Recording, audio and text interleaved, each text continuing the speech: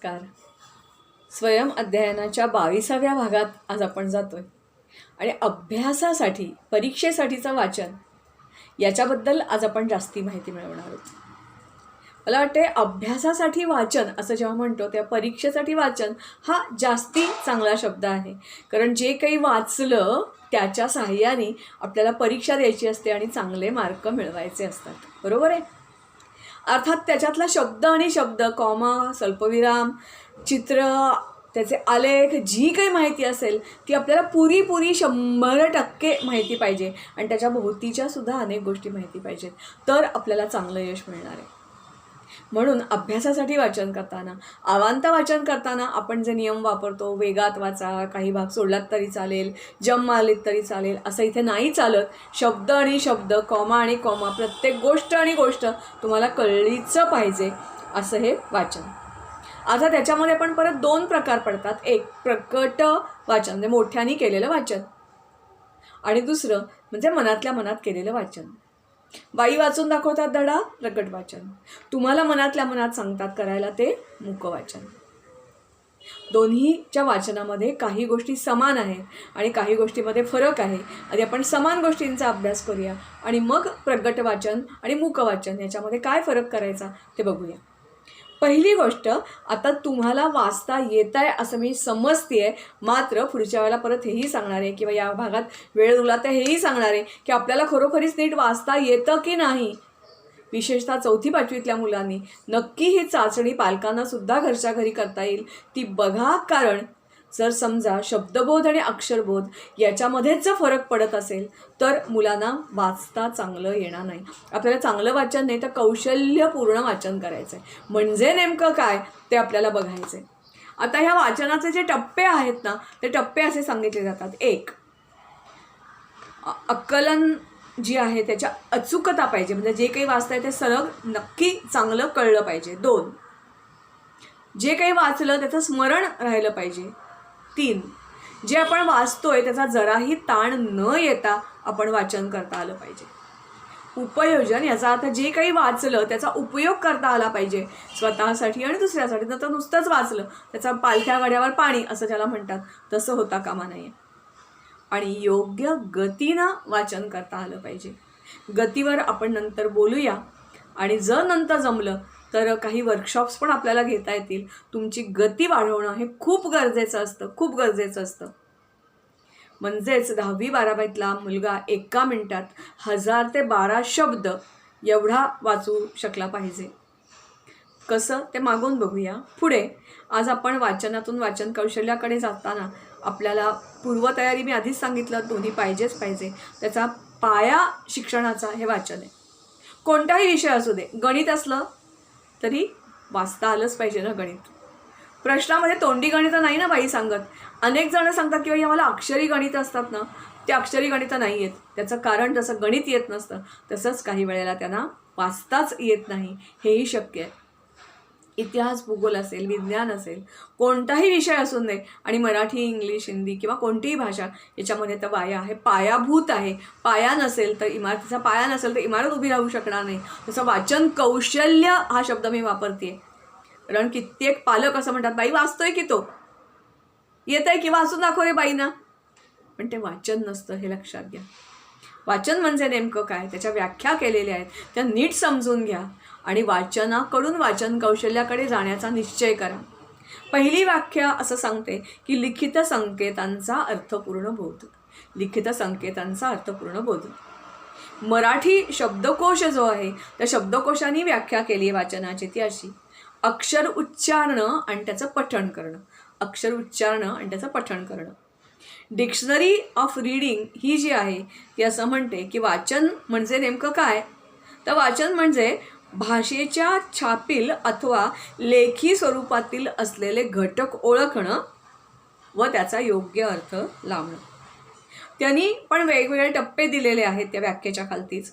विविध लिपिबद्ध खुणा ओळखणं. 2, त्या खुणांचे उच्चार योग्य करता येणं, त्याचा अर्थ समजून घेणं आणि त्यावर वेगवेगळ्या प्रकारे प्रतिक्रिया व्यक्त करणं. जे पटलं त्यानुसार वर्तनात बदल करणं. त्याची स्व अनुभवांशी सांगड घालणं, चिकित्सक वृत्ती निर्माण करणं आणि शब्दाचा अर्थ. 2 प्रकारचे शब्दाचे अर्थ असतात. एक शब्दशः अर्थ, म्हणजेच शब्दशः अर्थ, उदाहरणार्थ आई जेव्हा म्हणते काय रे भूत आहेस तू, याचा अर्थ तो भूत खरोखरी नसतो, पण त्या भूताचा अर्थ काय आहे, भूतासारखा वागतोयस, दिसतोयस, असं काहीतरी तिला म्हणायचं असेल, हे लक्षात येणं, हे दोन्ही अर्थ वाचणाऱ्याच्या लक्षात आले पाहिजेत. थॉमस हाईड हे याच्यावर वाचनावर खास अभ्यास करणारे जे शास्त्रज्ञ आहेत ते सांगतात, शब्ददृष्टीस पडल्यावर, एखादा शब्ददृष्टीस पडल्यावर डोक्यात खळबळ उडते, त्याचे मन त्या शब्दांना चक्क तुटून पडतं आणि मग निवड, विश्लेषण इत्यादी प्रक्रिया घडू लागतात, असं ते म्हणतात. मला वाटतं तुटून पडणं, ज्यांना पुस्तकं खरं वाचायलाच मिळत नाहीत आणि ज्यांना वाचायची अशी आवड असते. मला एक आमच्या नंतर ते मोठे अधिकारी झाले त्याची गोष्ट माहीत आहे. ते अगदी कोकणातून, छोट्या गावातून मुंबईला आले होते आणि मग पुण्यापूर्वी वाण्याच्या बांधून यायच्या, ते पुण्या आले की त्याच्यावर काय तेही ते वाचायचे. इतकी गोडी ही शब्दाची वाटली पाहिजे, तर शब्दकौशल्याकडे तुमची धाव घेतली जाईल. पाऊल हे जे काही आहेत ते पहिलं काही सांगून सगळं पुढे एक पाऊल जाऊन म्हणतात की not only the observation of the ideas but the creation of new ideas. पचवणं, समजून घेणं एखादी कल्पना, ॲब्सॉर्ब करणं म्हणजे फक्त वाचन नाही, तर जे ॲब्सॉर्ब केलेलं आहे त्याच्याशिवाय वेगळं काहीतरी तुम्हाला करता येणं. म्हणजे मी जसं तुम्हाला सांगते की गोष्ट ऐका, पण गोष्टीचा शेवट वेगळा करा, म्हणजे तुमच्या स्वतःच्या आयडिया त्याला तुम्ही जोडा. वाचनाच्या बाबतीमध्ये ही सवय लागली की सगळ्याच बाबतीत लागते. मध्ये एक छान जाहिरात म्हणण्याच्या एक माहिती आली होती की आता जे स्टार्टअप इंडिया वगैरे आहेत, किती वेगवेगळ्या प्रकारे, म्हणजे साधा सेल बनवायचा होता, तर आत्ता आपण जे सेल वापरतो तसा न वापरता एकानी चक्क आपण ज्याला नेहमी म्हणतो ना घायपात, निवडुंग, त्याचा जेल वापरून बनवला होता, टोटली इको फ्रेंडली. अशा वेगवेगळ्या कल्पना लढवलेल्या होत्या. एका माणसाने घराच्या जवळ अशी एक पायरी बसवलेली होती की ती पायरी, त्याच्यावर पाऊल पडलं की तेवढ्या वेळापुरता पंप पाण्याचा सुरू व्हायचा आणि खालून पंपातलं पाणी वरच्या टाकीमध्ये जायचं. ही वेगळी आयडिया त्यांनी कुठेतरी विज्ञानात वाचलं आहे ना, ती स्वतःच्या प्रत्यक्षात आणली. पुढे बघा, ज्ञानप्रबोधिनीमध्ये ज्या पालकांना शक्य आहे त्यांनी जरूर हे पुस्तक विकत घ्या. पुस्तक मराठीमध्ये आहे, पण हुशार मुलांची शाळा असं ज्याला म्हणतात ज्ञानप्रबोधिनी, त्याच्यामध्ये एक प्राध्यापिका होत्या मेघमाला राजगुरू, त्यांनी याच्यात PhD नंतर केलेली आहे. त्यांचं जे वाचन वेग, म्हणजे वाचन गती आणखीन प्रगती अशा प्रकारचं जे पुस्तक आहे, त्याच्यामध्ये त्यांनी जी सर्वसमावेशक अशा प्रकारची व्याख्या आहे ती दिलेली आहे. ती नीट व्याख्या फक्त वाचून दाखवते आणि त्याचा अर्थ समजावून सांगते आणि तुम्हाला कोणत्या लेव्हलला तुमचं वाचन न्यायचं आहे ते कळेल. एक, ते काय म्हणतात त्या बघा, शब्द आणि शब्दापलीकडील अर्थ कळायला हवा, त्यासाठी शब्दाचा गर्भितार्थ कळायला हवा, सूचितार्थ कळायला हवा, त्याचा अनुमान पातळीवरचा अर्थ कळायला हवा, सारांश काढता यायला हवा, जे वाचलं त्याचं विश्लेषण करता यायला हवं, काटछाट करता यायला हवी, वर्गीकरण करता यायला हवं आणि मग संकलन आणि जुळणीही करता यायला हवी. त्याच्यानंतर जी काही माहिती आहे त्याचं सुसूत्रीकरण करता यायला हवं आणि पुनर्व्यवस्थापन करता यायला हवं आणि सगळ्यात शेवटी जे वाचलं त्याचं रसग्रहण करता यायला हवं. अशा या 10 गोष्टींचा मेळ म्हणजेच अनेक कौशल्यांचा मेळ म्हणजे कौशल्यपूर्ण वाचन. आता ह्या शब्दाचा आपण थोडक्यात अर्थ समजून घ्यायचा प्रयत्न करूया, कारण नुसतंच तुम्हाला म्हटलं की गर्भितार्थ, सूचकार्थ म्हणजे काय कळणार नाही. अर्थात ही उदाहरणं देताना मी प्रत्यक्ष उदाहरणं देता अनेक वेगवेगळी पण उदाहरणं द्यायचा प्रयत्न करते. उदाहरणार्थ आपण बघूया, आपण जेव्हा म्हणतो ना की गर्भितार्थ काय आहे बरं, तर उदाहरणार्थ एखाद्या वाचनात तुमचे शब्द आले की ढग भरून आले, विजांचा कडकडाट झाला, की आपण त्याचा गर्भितार्थ काय समजतो की पावसाची नांदी बहुतेक आहे. किंवा एरवीच्या आयुष्यात बघायचं झालं तर मुंग्यांची रांग दिसली किंवा उडत्या मुंग्या दिसल्या की आई लगेच सांगते ना तुम्हाला पाऊस पडणार आहे बरं का. त्याच्यातला सूचना करणारा अर्थ किंवा गर्भितार्थ दोन्हीमध्ये फारसा फरक नाही आहे. दुसरं जे आहे ते म्हणजे परत आपण बघूया की सारांश काढता येणं, म्हणजे काही वेळेला जसं विचारलं जातं ना, अरे हे काय आहे, रामायण ऐकलं सगळे, रामाची सीता कोण तुला माहिती नाही का, म्हणजे हे.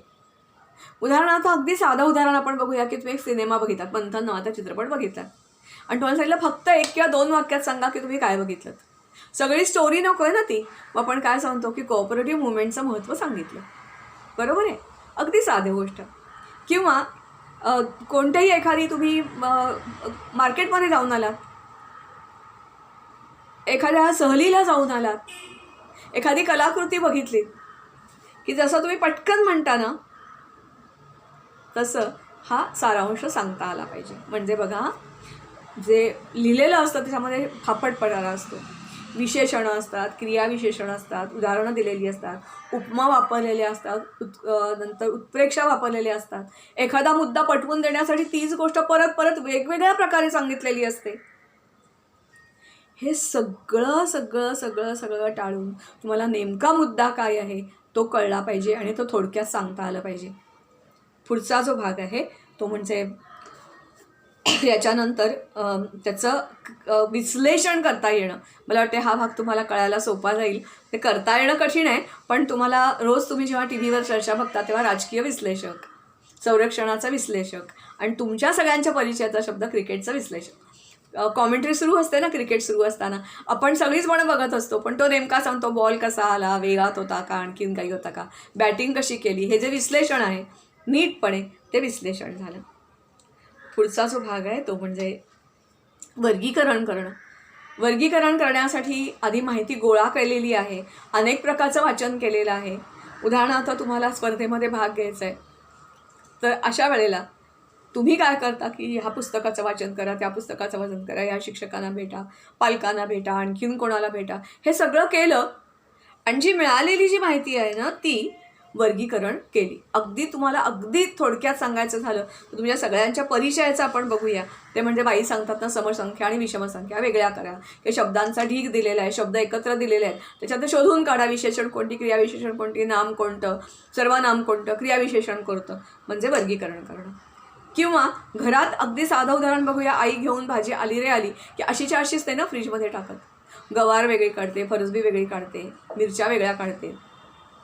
किंवा वाण्याचं सामान, दुकानात गेलात, औषधाच्या दुकानात गेलात, नुसता नसतो ना ढीक पडलेला, त्याचं वर्गीकरण केलेलं असतं, मलमं कोणती, अँटीसेप्टिक कोणती, आणखीन जे काय असेल ते, हे वर्गीकरण करणं.